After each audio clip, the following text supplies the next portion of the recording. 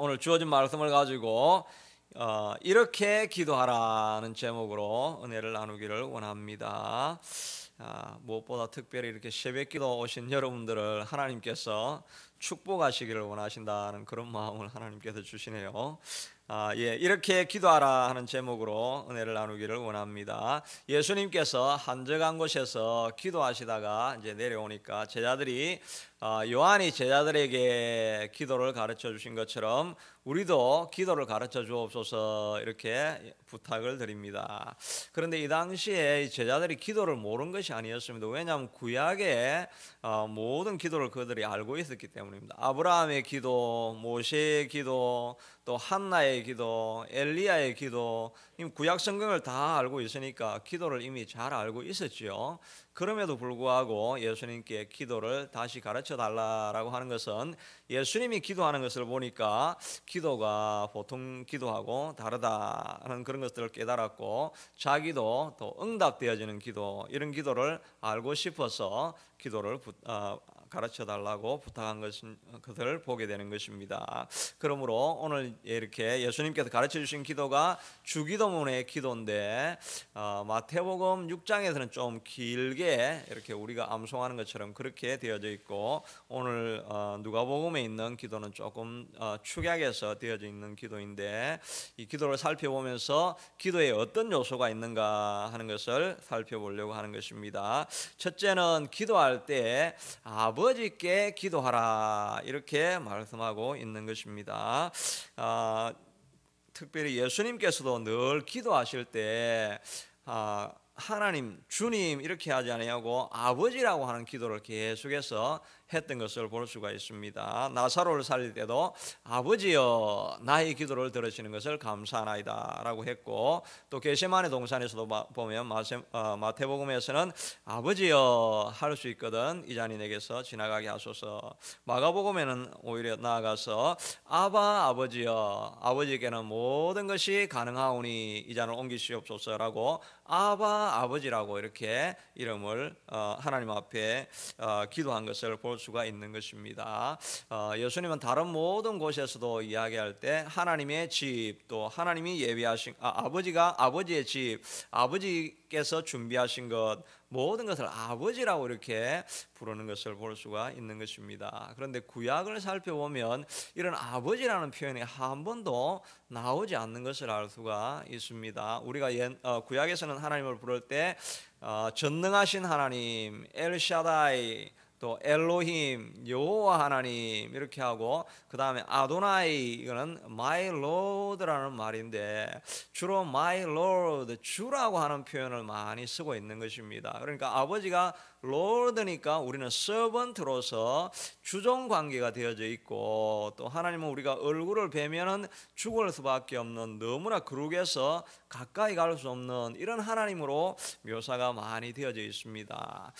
실제로 요아김 예레미야스라고 하는 학자가 연구를 해보니까 구약에서는 하나님이라는 용어를 아버지라는 용어를 사용하지 않았고, 또 유대인의 다른 문서들, 또 랍비 문서들 이런 것들을 다 살펴봐도 예수님이 오시기 전까지는 아버지라는 용어를 표현을 하지 않았다는 것입니다. 그런데 예수님이 오시고 나서는 우리가 기도할 때 아버지라고 이렇게 기도하라고 말하고 있는 것은 상당히 혁신적인 이런 기도의 내용을 가르쳐주고 있다 하는 것입니다. 우리가 아버지라고 기도하면 탕자를 맞이하는 아버지처럼 늘 용서하시는 아버지라고 우리가 이해할 수가 있고, 또 우리의 구체적이고 작은 필요까지라도 구할 수 있는 분이 아버지가 되는 거죠. 저도 이렇게 오늘 이 말씀을 곰곰이 생각해 보다 보니까 내가 옛날에는 하나님 부를 때 아버지 도와주세요, 아버지 살려주세요 이렇게 아버지라고 옛날에는 참 많이 불렀는데, 최근에는 내가 부를 때 아버지라고 안 부르고 항상 주여 하나님 이렇게 부르는다 하는 그걸 저도 새삼 발견하게 되어진 것입니다. 옛날에 정말 답답할 때 우리가 부를 때는 그냥 아버지 이 말만 해도 그냥 눈물이 나고 아버지하고 가까이 가 있는 이런 느낌인데, 우리가 언제부턴가는 자꾸 주여 삼창을 해서 그런지 주여 이렇게 많이 하고 아버지라고 잘 부르지 않는 것입니다. 그런데 여러분들도 기도하다가 또 기도의 줄이 잘 안 잡히고 이렇게 할 때는 그냥 아버지 이렇게 한번 불러오시기를 바랍니다. 그러면 아버지가 굉장히 가까이 있는 것 같이 느껴져서 기도가 또 풀려지기도 하는 것입니다. 그래서 하나님을 기도할 때 아버지라고 이렇게 예수님께서 기도하라고 부탁하셨고, 둘째는 이름을 거룩히 여김을 받으시오며 이렇게 했는데, 하나님의 이름이 거룩히 여김을 되기를 원합니다. 내가 하나님의 이름을 거룩하게 만들기를 원합니다. 이런 표현인데, 이것이 실제적으로 우리에게는 어떤 의미가 있는가 하는 것을 제가 이제 생각해 보다 보니까, 우리가 직접 하나님의 이름을 높여드리는 것은 뭐 그냥 이름을 우리가 높여드릴 수 있지만, 실상에서는 우리가 이름을 높여드릴 수 있는 것은 예수님의 이름과 관련되어져 있는 그런 대상에 대해서 우리가 늘 존중하는 마음을 표현하는 것, 이것이 이름을 거룩히 여기는 것 중에 하나라고 이렇게 할 수가 있을 것입니다. 특별히 우리가 하나님의 이름이 직접적으로 많이 관련되어 있는 것이 교회지요. 그러니까 우리가 교회에서 일어나는 일을 참 소중하게 여겨야 한다 하는 것입니다. 아마 저보다는 여러분들이 아마 우리 온 세상 교회를 아마 훨씬 사랑하리라 생각이 됩니다. 왜냐하면 이 모든 건물 하나하나가 바로 여러분들의 수고와 땀과 노력을 통해 가지고 이게 다 만들어졌으니까 아마 저보다는 더 애착을 가지고 교회를 사랑하지 않겠나 하는 생각을 해보게 됩니다. 오늘 앉아서 이렇게 제가 생각을 해보니까 문득 떠오르는 제가 세미나에서 들었던 이야기인데, 크게 쓰임받았던 한국의 목사님이신데, 그분이 자기가 시골에서 개척 목회하고 이렇게 할 때 한 번은 폭우가 엄청 쏟아졌더라는 것입니다. 그런데 교회가 생각이 나.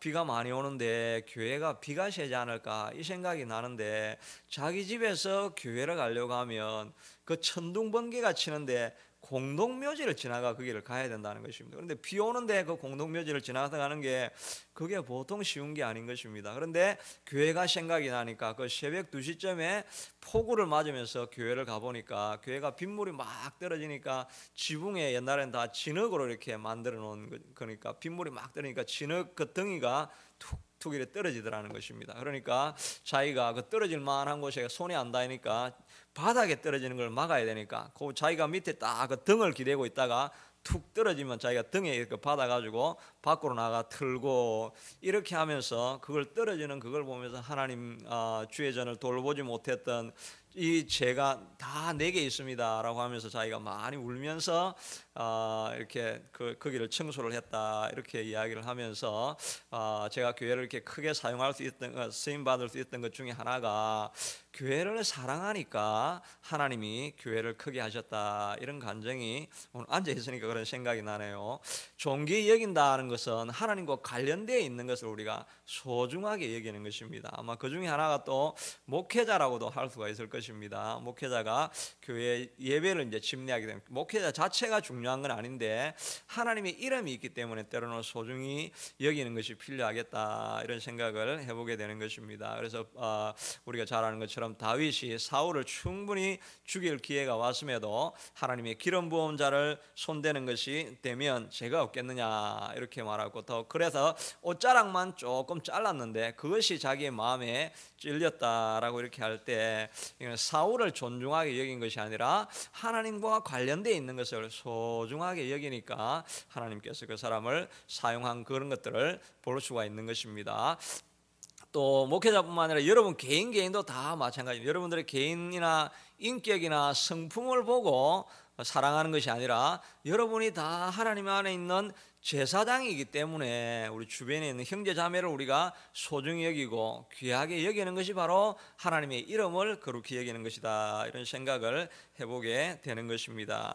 또 우리의 삶에서 일어나는 모든 일들 중에서 이 내가 얻은 것, 소중한 것, 좋은 것 이런 것들이 다 하나님께로부터 왔습니다라고 이렇게 하나님의 이름을 존귀히 여기고 하나님께 영광을 돌리는 것, 이것이 바로 하나님의 이름을 거룩하게 여기는 것입니다. 프란츠 크라이슬러라고 하는 유명한 바이올리니스트가 있는데, 이분이 이제 인터뷰하면서 적었던 글이 이런 글이 있는 것을 보았습니다. 나는 태어나면서 음악적 재능을 갖고 태어나서 알파벳을 알기 전에 본능적으로 악보를 이해했습니다. 그것은 결코 내가 획득한 것이 아니라 하나님의 섭리에 선물로 주어진 것입니다. 나는 음악으로 번 돈을 내 소유로 생각한 적이 없습니다. 그것은 하늘에 속한 돈이고 그것을 잠시 청재기로 맡고 있다는 것뿐입니다. 그러므로 결코 사치나 쾌락을 위해서 지출하지 않습니다. 나는 오늘도 오직 하나님 그분께 영광을 돌리기 위해서 연주합니다 라고 하는 이런 인터뷰를 보면서 이 사람이 바로 하나님의 이름의 영광을 돌리는 것, 이것이 하나님의 이름을 거룩하게 만드는 것이다 하는 생각을 해보게 되는 것입니다. 그러므로 우리가 생활하면서 또 우리의 삶 속에서 좋은 것이 있을 때 하나님이 하셨습니다, 하나님이 하셨습니다 이렇게 고백하는 것이 하나님께 영광을 돌리는 것이고 하나님의 이름을 거룩하게 여기는 것입니다. 셋째는 오늘 기도의 요소에 보면 하나님 나라가 임하게 하옵시며 이렇게 기도하게 되어 있죠. 이 하나님 나라라고 하는 것은 우리가 보통 생각하기는 죽어서 가게 되는 그 장소적인 저 천국, 이거를 이제 우리가 보통 하나님 나라 천국이라고 이렇게 생각하는데, 좀 더 넓은 의미에서는 예수님께서 말씀하시기를 하나님의 통치가 있는 곳이면 어디나 하나님의 나라다라고 이렇게 예수님께서는 말씀하시고 있습니다. 마태복음 11장 28절에 보니까 그러나 내가 하나님의 성령을 힘입어 귀신을 쫓아내는 것이면 하나님의 나라가 이미 너희에게 임하였느니라. 하나님의 통치가 이미 있으면 거기가 하나님의 나라가 되고 천국이 거기에 임했다는 것입니다. 누가복음 17장에도 보면 천국은 하나님 나라는 여기 있다 저기 있다도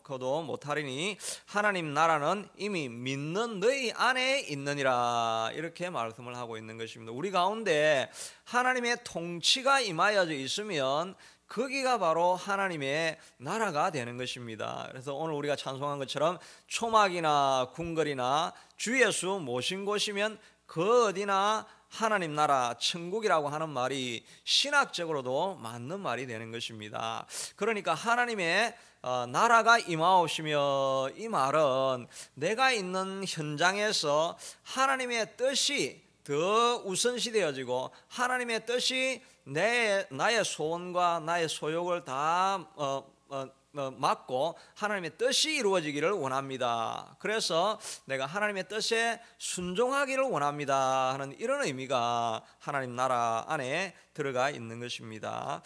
그래서 선교사 이야기들을 이렇게 보면 선교사들도 대다수가 자기의 뜻대로가 아니라 하나님의 뜻대로 사역지를 정하는 것을 볼 수가 있습니다. 원래 리빙스톤은 중국에서 선교하려고 했는데 실제로는 그가 하나님의 뜻을 따라서 아프리카에서 선교하게 되고, 윌리엄 캐리도 원래는 남태평양 폴리네시아라는 곳에서 선교하려고 모든 것을 준비했는데 하나님의 뜻에 따라서 인도로 가게 되어지고, 언더우드, 아펜젤 이런 사람들도 다 원래는 중국에서 선교하려고 했는데 하나님이 이상한 이런 새로운 계획들을 통해 가지고 한국으로 보내 가지고 선교를 하게 되는 거죠. 또 바울도 마찬가지였죠. 소아시아로 가서 선교를 하려고 했는데 마게도니아에서 손짓하고 부르는 사람이 있어 가지고 마게도니아로 이렇게 선교를 하게 되고, 자기 뜻이 아니라 하나님의 뜻이 이루어져 가는 것, 이런 것이 바로 하나님의 통치가 임하는 곳이니까 천국이 되어진다 하는 것입니다. 우리 가정도 마찬가지입니다. 내 생각으로는 도저히 아내를 이해할 수 없고 또 아들을 이해할 수 없고 남편을 이해할 수 없지만, 그러나 하나님의 뜻이 사랑하라고 하셨으니까 나는 무조건 순종하고 하나님의 뜻에 따릅니다 라고 하면은 거기가 바로 하나님의 나라가 된다 하는 것입니다. 가정에 아무리 기쁨이 있고 즐거움이 있고 웃음이 있다 할지라도 하나님의 뜻이 거기 없으면 거기는 천국은 아닌 것입니다. 어려움이 있다 할지라도 내가 순종하면서 하나님의 뜻이면 따르겠습니다 라고 하는 그 자리가 되면은 거기가 하나님의 통치가 되기 때문에 하나님 나라 천국이 거기에 임하게 된다 하는 것을 볼 수가 있는 것입니다. 우리 관계 속에서도 마찬가지입니다. 내가 도저히 나는 저 사람을 이해할 사랑할 수 없다 이렇게 해도 하나님이 사랑하라고 하셨으니까 하나님의 뜻에 순종하여서 하나님의 뜻이 내 안에 이루어지면 그 관계 안에는 하나님 나라가 임하게 되는 것이지요. 그러니까 교회도 마찬가지인데 우리가 교회가 예배드린다고 다 하나님 나라가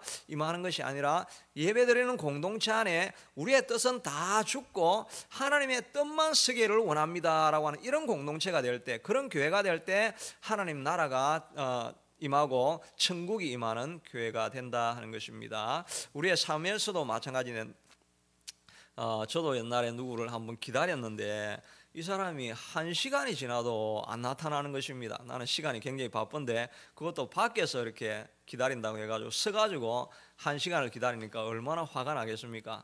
기다리고 보니까 가만히 보니까 화를 낸다고 내한테 도움이 될 게 없겠다 생각을 해서 그때부터 제가 고린도전서 13장을 묵상을 하기를 시작했습니다. 사랑은 오래 참고, 사랑은 온유하며, 사랑은 투기하지 아니하며, 화내지 아니하며, 모든 것을 참고 모든 것을 견디느니라. 이 말씀을 제가 계속 묵상을 하다 보니까 문제는 온데간데 없고 내 마음에 가득한 평화가 임하는, 정말 신기한 평화가 임하는 것을 경험했습니다. 그래서 그 사람이 1시간 뒤에 왔는데 그 사람이 전혀 밉지도 않고 내 마음에 가득한 평화가 있는 것입니다. 이것이 바로 하나님 나라가 임한 것입니다. 내 뜻은 그 사람에게 막 보복하고 화를 내고 싶은 것이지만 하나님의 뜻이 임하니까 인내하고 기다리고 참으니까 내 마음에 평화가 가득하고 있는 이런 상태가 하나님 나라가 임하는 것입니다. 그러니까 우리가 늘 기도할 때 하나님 내가 무슨 일이 일어나도 순종하겠습니다 라고 이렇게 고백하는 것이 하나님 나라가 임하옵시며 이런 말이 된다 하는 것입니다.